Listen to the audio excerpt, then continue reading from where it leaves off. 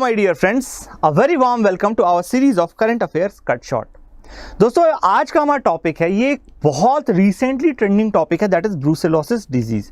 आप सभी को पता है different type of zoonotic diseases आज की डेट में हमें थ्रेटन कर रहे हैं।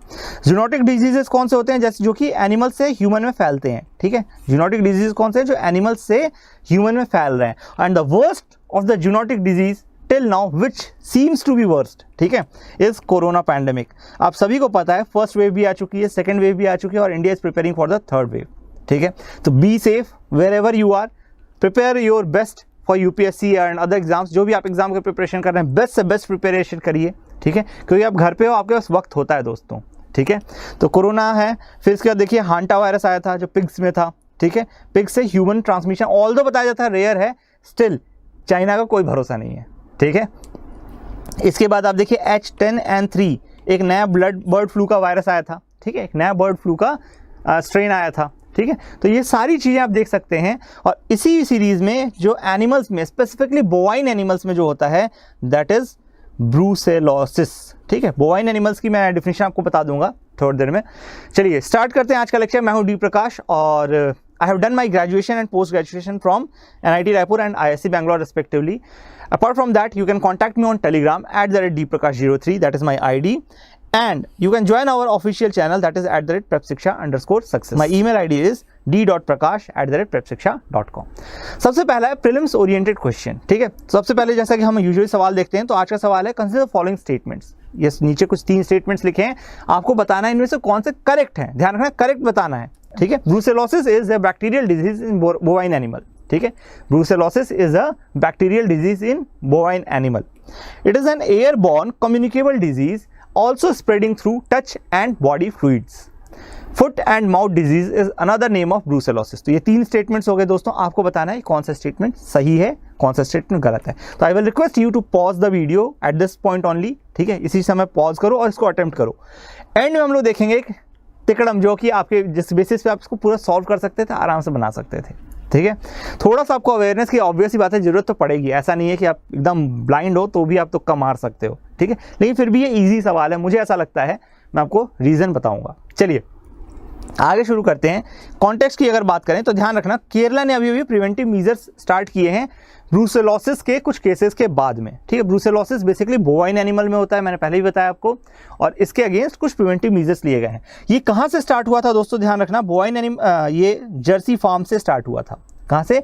जर्सी फार्म इन वेथुरा इन केरला। कम पूछे जाने चांसेस है, केरला PSC अगर तैयार कर रहे हो तो डेफिनेटली याद रखना, अदरवाइज चांसेस कम है। ठीक है, बट ये ध्यान रख लो केरला ने मेजर्स लिए हैं after few instances of brucellosis के। ठीक है, अब ब्रूसेलोसिस की बात करें तो पहली चीज सबसे इंपॉर्टेंट है, ये कैसा डिजीज है, it is a bacterial infection. ध्यान रखना, it is a bacterial infection. Corona virus क्या था? वायरस था। ठीक है, जो कोविड-19 है that is a viral disease. तो ये भी ध्यान रखोगे, सारे जूनोटिक डिजीजेस आपके वायरल नहीं होते हैं। ठीक है, majority of them are viral but bacterial भी होते हैं। प्लीज आप इस चीज का बहुत इंपॉर्टेंट है, ख्याल रखिएगा। ठीक है, bacterial infection cause by brucellus genus. ठीक है, ब्रूसेलस जीनस है और बैक्टीरियल इन्फेक्शन है। प्लीज ये ध्यान रखिएगा कि बैक्टीरिया कौन से जीनस का है, ब्रूसेलस जीनस का है। ऑल्सो टर्म्ड एज माल्टा फीवर और मेडिटेरेनियन फीवर। जूनोटिक इन्फेक्शन है, ऑब्वियसली बात आपको पता चली गया। अब जूनोटिक क्यों बोल रहे हैं, क्योंकि direct contact with infected animal से भी फैल सकता है। इसके अलावा जो आपका ये डिजीज है, ये बॉडी फ्लूइड से भी फैलता है। कैसे? बॉडी फ्लूइड से भी फैलता है। फॉर एग्जांपल जो कि आप इन्फेक्टेड एनिमल्स को केटर कर रहे हो, सपोज करो, ठीक है, उसका जो गोबर होता है वो क्लीन कर रहे हो, उसका जो मिल्क है उसको ड्रिंक कर रहे हो, मिल्क को बिना बॉयल किए ड्रिंक कर रहे हो, सबसे इंपॉर्टेंट चीज़। ठीक है, अगर आप बॉयल कर लोगे मिल्क और इन्फेक्टेड काऊ थी तब भी वो बैक्टीरिया मर जाएगा। ठीक है, उसको पास्चराइज करना बहुत जरूरी है इसीलिए। ठीक है, तो ध्यान रखिएगा, ये बहुत इंपॉर्टेंट है। The bacterium specially affects cattle, sheep, goat, dogs, etc. ठीक है, तो ये समझ में आ रहा है किन किन को अफेक्ट करता है ब्रूसेलोसिस। अब देखो दोस्तों, जो बोवाइन एनिमल्स मैंने बताया आपको, तो बोवाइन एनिमल किसको बोलते हैं, ध्यान देखना, बोवाइन एनिमल्स। ठीक है, बोवाइन एनिमल्स जो बोलते हैं, ये बोलते हैं क्लोवेन हुफ को। किसको बोलते हैं? क्लोवेन हुफ को। क्लोवेन हुफ क्या होता है, तो मैं थोड़ी देर में आपको फोटो भी दिखा दूंगा इसका। बेसिकली आपने गाय या बैल देखी होगी। ठीक है, गाय, बैल, भैंस कुछ भी देखा ही होगा। ठीक है, इनका जब हुफ देखेंगे, इनके पैर उठाएंगे तो उसमें 2 फटी हुई दिखते हैं। मतलब जो उनका हुफ होता है, हुफ मतलब जो ऐसा एंड में इनका पंजा होता है। ठीक है, ये हुफ कहलाता है। क्या कहलाता है? ये हुफ कहलाता है। ठीक है, ये दो हिस्सों में फटा रहता है, दो हिस्सों में फटा रहता है, मतलब दो टुकड़े में रहता है। आप खुद देखिएगा इसको गौर से कभी भी गाय के पंजे को, तो आपको ऐसा दिखाई देगा उसका हुफ, है ना। तो इसको बोलते हैं हम क्लोवन हुफ। क्या बोलते हैं? क्लोवन हुफ बोलते हैं इसको। ठीक है, और र्यूमिनेंट एनिमल होना चाहिए। ठीक है, र्यूमिनेंट मैमल, प्लीज ध्यान रखिएगा, RU है, RUMINANT, ruminant mammal. Ruminant mammal क्या है? ऐसे मैमल जो कि अपना जो डाइजेशन है वो र्यूमिनेंट बैक्टीरिया, मतलब बैक्टीरिया के थ्रू डाइजेस्ट करवाते हैं और उससे CH4 रिलीज होती है। ठीक है, ध्यान रखना। तो र्यूमिनेंट बैक्टीरियाज होते हैं, उनके गट्स में पाए जाते हैं। ठीक है, ये चीज़ ध्यान रखना, बहुत इंपॉर्टेंट है। बोवाइन एनिमल्स की डिफिनीशन मोस्टली आप देखेंगे तो ये जो होते हैं मिल्च एनिमल्स होते हैं, जिनका हम दूध पीते हैं। ठीक है, फॉर एग्जाम्पल बुफेलो, ठीक है, गोट, काऊ, शीप्स। ठीक है, तो ये सारे के सारे क्या हैं? आपके बोवाइन एनिमल है। ठीक है, ध्यान रखना, मिल्च एनिमल्स को ही बोवाइन एनिमल इन जनरल बोलते हैं। ठीक है, चलो अब देखो WHO की अगर हम बात करें तो WHO ने क्या कहा है? Most of the cases of disease are caused by ingesting unpasteurised milk और चीज फ्रॉम इन्फेक्टेड गोट्स और शीप। ठीक है, तो ध्यान रखना कि आपको कभी भी जो भी दूध लेके आते हो या फिर क्या कहते हैं चीज़ आप मार्केट से लेके आते हो, उसको हमेशा कोशिश करो पहले पास्चराइज कर लो और उसके बाद ही खाओ। वैसे पास्चराइज मिले तो बेटर है। ठीक है, अब देखो जो bacteria, sometimes the bacteria that causes brucellosis can spread through air और through direct contact with the animal, infected animal. Those who are working with the fluids, liquids like blood or milk or urine of an infected animal are most prone to the disease. I hope ये clear है आपको। Zoonotic diseases की बात करूँ तो दोस्तों ध्यान रखना, these are those diseases that spread from animals to humans. ठीक है, एनिमल्स से ह्यूमन में आती हैं। They can be of bacterial origin, viral origin और parasitic origin. Parasitic की बजाय प्रोटोजोअन origin बोल सकते हो। ठीक है, प्रोटोजोआ, जैसे प्रोटोजोअन डिजीज कौन सा है? मलेरिया है आपका, प्लाज्मोडियम। ठीक है, तो ध्यान रखना प्लाज्मोडियम इज, ठीक है, और ये क्या कॉज करता है आपका? मलेरिया क्रॉस करता है। चलो इसका एग्जांपल देख लो, कोरोना, हांटा वायरस। ठीक है, इसके अलावा आप देखो इबोला भी था एक टाइम पे, एड्स भी एक तरह से जूनोटिक डिजीज ही माना जाता है। ठीक है, निपाह वायरस जो था वो भी एक तरह का जूनोटिक डिजीज था। बहुत सारे जूनोटिक डिजीज के एग्जांपल हैं। और नेक्स्ट जो प्रॉब्लम हमारे सामने हेल्थ की सबसे बड़ी खड़ी होने वाली है, that is your zoonotic diseases. ध्यान रखना ये चीज, क्यों? क्योंकि जितने माइक्रो ऑर्गेनिज्म्स हैं दे आर म्यूटेटिंग। ठीक है, म्यूटेट होकर के वो ह्यूमंस की तरफ बढ़ रहे हैं, ह्यूमंस को इन्फेक्ट करने की कोशिश कर रहे हैं। ठीक है, तो इसका ट्रांसमिशन का जस्ट देख लो, कैटल्स हो सकते हैं। ठीक है, कैटल्स से आप जैसे आप मतलब मान लो आप लैब में बैठे हो, उसके खून की जांच कर रहे हो, उसका फ्लूइड की जांच कर रहे हो।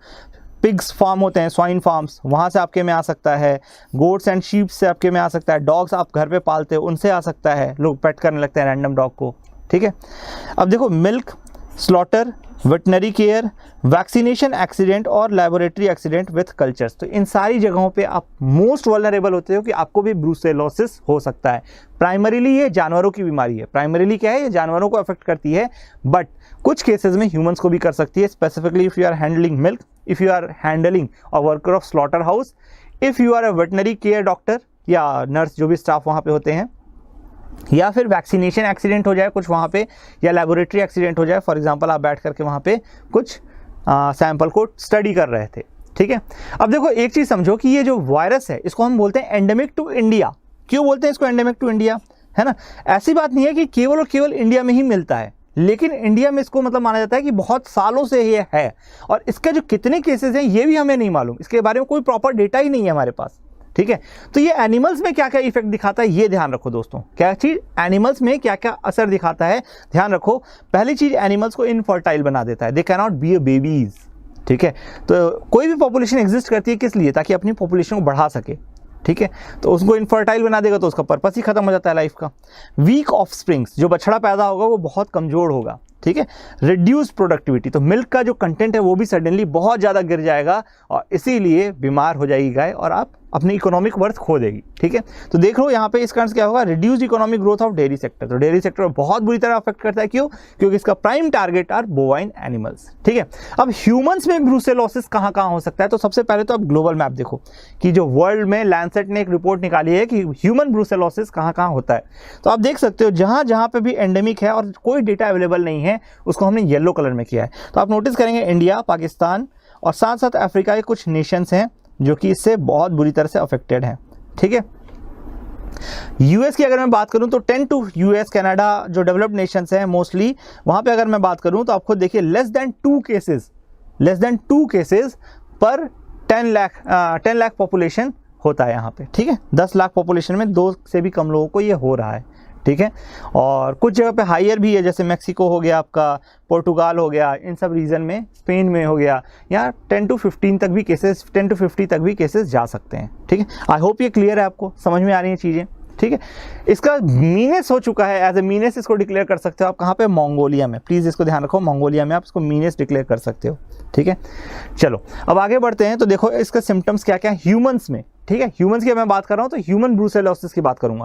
तो ह्यूमंस में इसके क्या क्या सिम्टम्स आ रहे हैं, it's disappear for weeks and months and then return. तो ध्यान रखना है, ये जो डिजीज़ है इसके साथ सबसे बड़ा प्रॉब्लम क्या है कि जब आप इवन इफ आपको इसको ट्रीट करते हो, ठीक है, तो अभी हो सकता है इसके सिम्टम्स खत्म हो जाए, यू विल फील ओके कि मस्त है, चल रहा है, सब सही हो गया, लेकिन सडनली फिर अपने आप से ये रिटर्न कर जाएगा, ठीक है। तो री इन्फेक्शन के चांसेस बहुत ज़्यादा रहते हैं इसके डिजीज़ में, ध्यान रखना ये चीज़। इसके कुछ क्लिनिकल फीचर्स देख लो दोस्तों कि क्या क्या फीचर्स होते हैं, कैसे आपको पता चलेगा कि आपको ब्रूसेलोसिस हो सकता है या नहीं हो सकता है। तो पहली चीज़ तो आप किस इंडस्ट्री में काम कर रहे हो, ठीक है।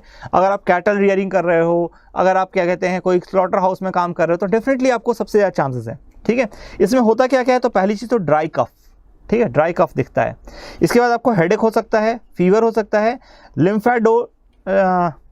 लिम्फेडेनोपैथी भी हो सकती है। लिम्फेडेनोपैथी मतलब आपके लिम्फ नोड्स में प्रॉब्लम आ सकती है। लिम्फ नोड आपको पता होना चाहिए दोस्तों कि आपके ब्लड के पैरेलल में एक पूरा लिम्फ नोड, बॉडी फ्लूइड्स का एक सिस्टम है जो कि आपके इम्यून सिस्टम के लिए बहुत इंपॉर्टेंट हो जाता है, ठीक है, और दूसरे फ्लूइड्स को ट्रांसपोर्ट करने में मदद करता है। इसके अलावा नाइट स्वेट्स हो सकते हैं, रात को एकदम से पसीना आएगा, आप उठ जाओगे थक के, ठीक है। हेपेटोस्प्लिनोमेगाली, इसका मतलब क्या होता है, हेपेटो मतलब होता है आपका लिवर, क्या होता है, लिवर होता है हेपेटो मतलब, ठीक है। और स्प्लीन भी उसी से जुड़ी रहती है। तो लिवर और स्प्लीन, ठीक है, उसमें कुछ कुछ प्रॉब्लम्स होंगी, उसको बोलेंगे हम हेपेटोस्प्लिनोमेगाली। फिर वेट लॉस बिल्कुल जेन्युइन है, मैल्गिया, ठीक है। और इसके अलावा एल्थ्रलगिया, ठीक है। एल्थ्रलगिया क्या है आपके पास, ज्वाइंट्स में जो पेन होता है ना उसको एल्थ्रलगिया कहते हैं, आर्थराइटिस से रिलेटेड मान लो, ठीक है। तो एल्थ्रलगिया ही जब कॉम्प्लिकेट होगा तो क्या बन जाएगा, आर्थराइटिस बन जाएगा, ठीक है। ऑस्टियोमाइलाइटिस, ठीक है, तो ये भी आपके बोन्स पे बहुत निगेटिव असर डालता है, ठीक है। एंडोकार्डाइटिस एंडोक्राइन ग्लैंड से रिलेटेड है कहीं ना कहीं, ठीक है। मेनिंजियो इंसेफेलाइटिस, तो मेनिंजियो क्या है, मेनिंजिया जो कहोगे वो होता है आपका ब्रेन होता है ना, ब्रेन के स्कल के अंदर एक पतली सी झिल्ली सी होती है, स्किन लेयर होती है जो कि प्रोटेक्ट करती है आपके ब्रेन को, ठीक है। तो वो हो गया आपका मेनिंजियो इंसेफेलाइटिस, ठीक है। मेनिंगो इंसेफेलाइटिस है ना। और फिर लास्ट वन इज ऑर्काइटिस, ठीक है। तो ध्यान रखना है, ये सारी चीज़ें कॉम्प्लिकेट होकर के बन सकती हैं। अब देखो दोस्तों, इसके ट्रीटमेंट के लिए हम क्या करते हैं, तो ट्रीटमेंट के लिए हम एंटीबायोटिक चलाएंगे। ऑब्वियस ही बात है, बैक्टीरिया को मोस्टली आप एंटीबायोटिक से ही सप्रेस करते हो, ठीक है। बैक्टीरिया को सप्रेस करने के लिए क्या यूज होता है, एंटीबायोटिक यूज होता है। तो एंटीबायोटिक्स कौन कौन से देते हैं, रिफैम्पिन एंड डॉक्सीसाइक्लिन। ध्यान रखना ये चीज़ कि आपको ब्रूसेलोसिस होगा तो मोस्ट ऑफ द केस में आपको रिफैम्पिन एंड डॉक्सीसाइक्लिन मिलेगा। Some people have chronic brucellosis, chronic मतलब बहुत लंबे टाइम तक उनको ब्रूसेलोसिस हो रखा है, ठीक है, and experience symptoms for years even after treatment. Treatment के बाद भी उनको सिम्टम्स आते रहते हैं, ठीक है, वो पूरी तरह से सही नहीं होते हैं। Long term signs and symptoms में include fatigue, recurrent fevers, arthritis, inflammation of heart, that is called endocarditis, cardiology जिसको कहते हैं, कार्डाइटिस, ठीक है।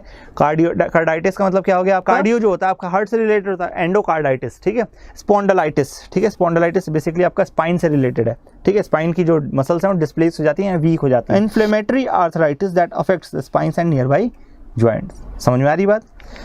चलिए, जब ये सब चीज़ें क्लियर आ गई तो सबसे पहले प्रिवेंशन की बात करते हैं, ठीक है। प्रिवेंशन की जब हम बात करते हैं तो WHO क्या रिकमेंड करता है कि भाई जितने भी कैटल्स हैं सबको वैक्सीनेट करवाइए आप, ठीक है, वक्त रहते वैक्सीनेट करवा लीजिए, इससे क्या होगा, उसको डिजीज ही नहीं होगा।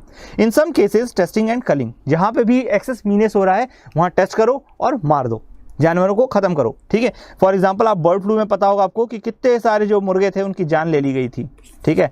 तो ये भी एक एथिक्स का सवाल है कि एक तो ह्यूमन रियर कर रहा है, ठीक है, ऊपर से उसको डिजीज हो जा रहा है तो उसको कल कर दे रहा है। तो इज इट करेक्ट और नॉट करेक्ट, ठीक है। चलो, ये आप मुझे बताएंगे कि क्या ये सही है या नहीं सही है कि भाई ह्यूमन हेल्थ के लिए आप दूसरे एनिमल्स को मार रहे हो, ठीक है। चलो, प्रिवेंशन की बात करें तो वैक्सीनेशन प्रोग्राम चलाना चाहिए, ठीक है। Disinfect areas expose to infected animals and their urine, ठीक है। तो जितने भी एरियाज में इन्फेक्टेड एनिमल यूरिन कर रहा है या जा रहा है आजू बाजू का, वो एरिया पूरा डिसइंफेक्ट करके रखिए। जितना हो सके वहाँ पे अल्कोहल या जो कुछ भी यूज़ करते हैं उससे क्लीन कीजिए, ठीक है। ब्लड, मिल्क, फ्लूइड डिस्चार्ज, जो भी है, मतलब समझ रहे हैं, कोई भी फ्लूइड कॉन्टैक्ट जहाँ से कहीं से भी हो सकता है उसको आपको डिसइंफेक्ट करना ही करना है, ठीक है। आइसोलेट सिक एनिमल्स, जितने भी सिक एनिमल उनको आइसोलेट करना सबसे इंपॉर्टेंट क्राइटेरिया। आप खुद देखिए कोरोना पैंडेमिक में आपको पता होगा कि लॉकडाउन लगाया गया था। लॉकडाउन लगाने का मेन पर्पज़ क्या था कि हम हर एक बंदे को इमीडिएटली आइडेंटिफाई करके उसको नहीं बंद कर सकते, ठीक है। क्यों? क्योंकि 3 से 4 दिन का करीब करीब 1 हफ्ते का इंक्यूबेशन पीरियड था। मुझे कोरोना हो गया, सपोज करो 1 हफ्ते तक मुझे कोई सिम्टम ही नहीं आ रहे होंगे और मैं खुशी खुशी बांट रहा हूँ सबको, ठीक है। तो इसीलिए लोगों ने कहा कि भाई बेटर है कि सब कोई घर में बंद हो जाए, सब कोई घर में बंद हो जाए, ठीक है। तो इसीलिए आइसोलेशन बहुत इंपॉर्टेंट होता है सिक एनिमल का, ठीक है। Do not consume raw milk और अनपास्चराइज्ड डेयरी प्रोडक्ट्स, ठीक है। रॉ मिल्क या अनपास्चराइज्ड डेयरी प्रोडक्ट भी आपको नहीं लेना है। Wear gloves while handling reproductive tissues, ठीक है। तो रिप्रोडक्टिव टिश्यूज़ जब भी आप हैंडल करोगे हमेशा ग्लव्स पहन के काम करना है, ठीक है। Wash hands after touching animals, तो ये सबसे इंपॉर्टेंट है। लोग गाय को माता मानते हैं, उनको जाइए प्रणाम कीजिए दूरी से, और अगर छूते हैं तो फिर उसका जा करके हाथ धुल लीजिए, ठीक है। डॉग्स के साथ भी यही है, अगर वो चाट रहे हैं तो ठीक है, उनको सहला लीजिए, प्यार कर लीजिए, बट उसके बाद आकर के तुरंत अपना हाथ धुल लीजिए, ठीक है। चलिए अब वे फॉरवर्ड की बात करें। Growth of animal industries and urbanization in India when crossed with absence of hygienic measures in animals and food handling makes such disease more dangerous। दोस्तों हमारे यहाँ सैनिटेशन कितना पैथेटिक है आप सभी को पता है। पब्लिक सैनिटेशन का अगर हम बात करें तो रेलवे में देखे होंगे आंटी जी मूंगफली खोल रही हैं, खा के वहीं फेंक दिया, ठीक है। तो ये सब काम जब करते हैं, आपको देखिए रोड पे बीच में सांड बैठे हुए हैं, रोड पे कुत्ते लॉटर कर रहे हैं और किसी को मार दो तो फिर ह्यूमन राइट्स वाले खड़े हो जाएंगे, है ना, कि आपने कुत्ते को कैसे मार दिया या कैसे चोट लग गई उसको, गोरक्षक वाली समिति खड़ी हो जाएगी। जबकि रोड पे गाय अगर ब्लॉक कर रही है, आप देखिए रोड पे कचरा करेगी, हर चीज़ करेगी, तो ऑब्वियस ही बात है उसके लिए एक प्रॉपर मैकेनिज्म होना चाहिए, ठीक है। तो डेफिनेटली ये चीज़ें हमें सुधारनी पड़ेंगी, ठीक है। एनिमल्स का होना जरूरी है हमारी लाइफ में, बहुत ज़रूरी है, ठीक है। एनिमल्स के पास भी राइट टू लाइफ है, डेफिनेटली है, ठीक है। बट कहीं ना कहीं जब ह्यूमन हेल्थ की बात आती है तो फिर हम उसको साइड में करना पड़ेगा आपको, ठीक है। आपको प्रायोरिटाइज करना पड़ेगा चीज़ों को, ठीक है। तो ध्यान रखिए कि हाइजीनिक मीजर्स बहुत ज़्यादा जरूरी हैं, ठीक है। हाइजीनिक मीजर्स एनिमल्स को हैंडल करना हो या फूड हैंडल करना हो, दोनों ही केसेस में बहुत इंपॉर्टेंट है। इसीलिए कहा जाता है you are what you eat, ठीक है। आप उतने ही हेल्दी रहेंगे जितना आप स्वस्थ खाना खाते हैं, ठीक है। Proper implementation of national control programme on brucellosis, तो national control programme on brucellosis भी चल रहा है और इसको आप प्रॉपरली इंप्लीमेंट करेंगे। डिपार्टमेंट ऑफ बायोटेक्नोलॉजी, ये नोट कर लीजिएगा, बहुत इंपॉर्टेंट है, ठीक है। ब्रूसेलोसिस या जूनोटिक डिजीज से आता है क्वेश्चन, तो प्लीज़ इसको नोट कीजिए कि ऐसे प्रोग्राम चलाए जाने चाहिए और ज़्यादा। Department of biotechnology facilitate transfer technology of novel brucella vaccine, ठीक है। तो डीबीटी ने एक नया आपका नोवेल ब्रूसेला वैक्सीन भी बनाया, ध्यान रखना, novel brucella vaccine, brucella abortus S19 delta, ध्यान रखना, ठीक है। इसको ये बोलते हैं ब्रूसेला एबॉर्टस S19 डेल्टा पर वैक्सीन, ठीक है। तो इस वैक्सीन का जो ट्रांसफर टेक्नोलॉजी है इसको हेल्प किया है किसने? डीबीटी ने, ठीक है। वैक्सीन को ओरिजिनली किसने बनाया था? तो vaccine was originally developed by ICAR, Indian veterinary research institute ने बनाया था। ध्यान रखना, जो नोवेल ब्रूसेला वैक्सीन है, जिसको हम ये भी कह रहे हैं ब्रूसेला एबॉर्टस S19 डेल्टा पर वैक्सीन, इसको बनाया आपका ICAR का ही एक बॉडी है, veterinary research institute, Indian veterinary research institute. इसने ये वैक्सीन डेवलप की है, जो कि हमने टेक्नोलॉजी ट्रांसफ़र किया है ताकि इसका मास स्केल पर प्रोडक्शन हो सके और साथ साथ सबको लगाया जा सके। The vaccine can play a important role in national control programme on brucellosis. अच्छा, अब देखो दोस्तों, जब ICAR या फिर IVRI की बात आई है तो इसके बारे में जानना बहुत ज़रूरी है, क्योंकि मैंने हमेशा से कहा है UPSC आपसे करंट अफेयर के सवाल पूछेगा, बट उसमें पक्की बात है करंट अफेयर के साथ साथ स्टैटिक का भी एक एलिमेंट रहेगा, ठीक है। अभी मैं दिखाऊंगा कैसे क्या है, ठीक है। तो ICAR के बारे में अगर मैं बताऊं तो ये स्टैब्लिश कब हुआ था? 1929 में, ठीक है। 1929 में स्टैब्लिश हुआ था, जब हमारी कांग्रेस बैठ करके तय कर रही थी कि सिविल डिसोबीडियंस मूवमेंट लॉन्च करना है, ठीक है। तो ध्यान रखना, प्री इंडिपेंडेंस की बात है, जब हमारी जो कांग्रेस थी, इन्होंने डिसाइड किया था कि अगले साल हम CDM लॉन्च करना है 1930 में, ठीक है। चलो, it is registered society under societies registration act 1860। तो सोसाइटीज़ रजिस्ट्रेशन एक्ट के तहत ये काम करती है। हेडक्वार्टर कहाँ पे है इसका? न्यू दिल्ली में, ठीक है, पूसा रोड के पास में है। बिल्कुल इंपॉर्टेंट बॉडी है, बहुत इंपॉर्टेंट प्रीमियम इंस्टीट्यूट है, ठीक है, ICAR। Autonomous organisation under department of agriculture research and education. तो डेयर जो है, और इसके अंदर ऑटोनॉमस ऑर्गेनाइजेशन है, और ये जिसकी पेरेंट मिनिस्ट्री कौन सी होगी? Ministry of agriculture and farmers welfare, ठीक है। अब इसी का जो एक ऑर्गेनाइजेशन है ICAR, Indian veterinary research institute, ठीक है, IVRI। तो ये ध्यान रखना, ये इज्जत नगर बरेली यूपी में सिचुएटेड है। कहाँ पे? इज्जत नगर बरेली यूपी में, और इसको स्टैब्लिश किया गया था 1889 में, ठीक है। अब देखो, national animal disease control programme for FMD, foot and mouth disease. FMD क्या है? Foot and mouth disease and brucellosis. दोस्तों, ये हमेशा से न्यूज़ में रहा और ये ऑलमोस्ट स्टैटिक का पार्ट बन चुका है। अगर आप जरा भी थोड़ा भी पढ़ेंगे बोवाइन एनिमल्स के बारे में, एनिमल डिजीज़ के बारे में, तो आपको ये पता होगा कि national animal disease control programme for foot and mouth disease and brucellosis, ठीक है। तो ब्रूसेलोसिस कैसा है? बैक्टीरियल डिजीज है। लेकिन FMD क्या है? FMD is a viral disease, ठीक है। FMD क्या है? वायरल डिजीज है। इवन इफ आपको नहीं भी पता होगा, तब भी यहाँ से आप देख सकते हो कि दोनों अलग अलग डिजीजेज हैं, सेम डिजीज का नाम नहीं रखेंगे, ठीक है। तो देखो, फ्लैगशिप स्कीम है ये। कब लॉन्च की गई थी? सितंबर 2019 में लॉन्च की गई थी, ठीक है। Launch for foot and mouth disease and brucellosis in cattles majorly, ठीक है। वैक्सीनेटिंग 100% कैटल, ठीक है, सभी कैटल्स को आपको वैक्सीनेट करवाना है, जैसे buffalo, sheeps, goat. Pig population for FMD, 100% bovine female calf for of 4 to 8 months of age for brucellosis. तो ध्यान रखना, इसका टारगेट क्या क्या है, ये बहुत इंपॉर्टेंट हो जाएगा। 100% वैक्सीनेशन किस में करना है? FMD के लिए सारे के सारे कैटल्स, बुफेलो, शीप, गोट, पिग पॉपुलेशन जो भी है, सबको FMD के लिए आपको वैक्सीनेट करना है। बट ब्रूसेलोसिस की अगर हम बात करें तो 4 से 8 महीने के जो काफ्स होते हैं, काफ्स मतलब बच्चे होते हैं, उनको आप 100% वैक्सीनेट करोगे, ठीक है। तो ध्यान रखना कि जितने फीमेल काफ्स हैं उनको आप 100% वैक्सीनेट करोगे। इंपॉर्टेंट है ये चीज़, ठीक है। Under the department of animal husbandry and dairying, ठीक है। तो ये ध्यान रखना, कौन लॉन्च कर रहा है, इसको चलाने वाला कौन है? Department of animal husbandry and dairying, ठीक है, ध्यान रखना ये चीज़। अब FMD डिजीज की अगर मैं बात करूं तो FMD जो डिजीज है, फुट एंड माउथ डिजीज, ये इसको हुफ एंड माउथ डिजीज भी कहते हैं। क्या बोलते हैं? हुफ एंड माउथ डिजीज भी कहते हैं। ध्यान रखना, ये एक फैटल वायरल डिजीज है, ठीक है।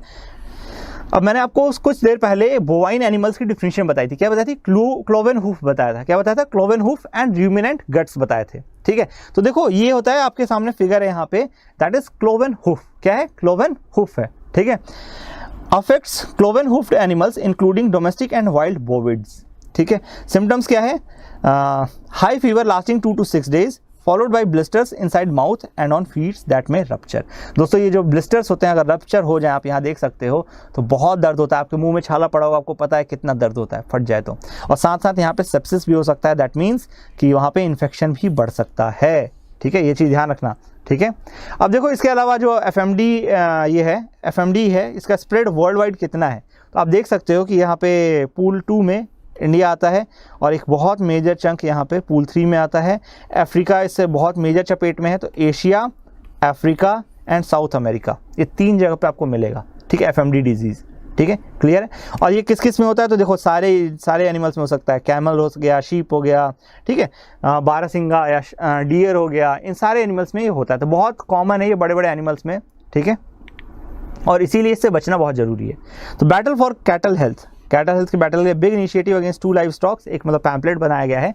2 लाइव स्टॉक डिजीज़ के लिए हम टारगेट कर रहे हैं।